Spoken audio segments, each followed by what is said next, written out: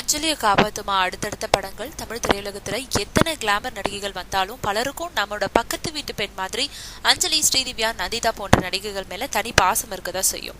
இன்றைய ரேவதி, ஸ்னேகா கலா பெயர் எடுக்கிறதுன்றது அவ்வளவு சுலபமான விஷயம் இல்ல. அஞ்சலிக்கு அப்படி ஒரு பெயர் சில வருடங்களுக்கு முன்னாடி வரைக்கும் இருந்தது.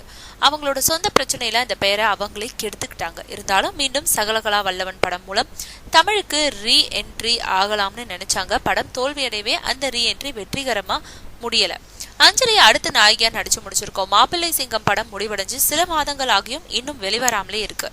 இதோ அதோன்னு படத்தை இழுத்துக்கிட்டே இருக்காங்க. இந்த படம் மேலேயும் இதை விட கார்த்திக் சுப்புராஜ் இயக்கம் இருக்கும் இரவி படத்தின் மேலேயும் அஞ்சலி மிகுந்த நம்பிக்கையோட இருக்காங்களாம். தமிழ்ல அஞ்சலி அறிமுகப்படுத்தின ராம் இயக்கத்துல தரமணி படத்துலயும் அஞ்சலி நாயகியா நடிக்கிறாங்க. எப்படியும் இந்த 3 படங்களும் தமிழ்ல தன்னை கரை சேர்த்துடும்னு நம்புறாங்க.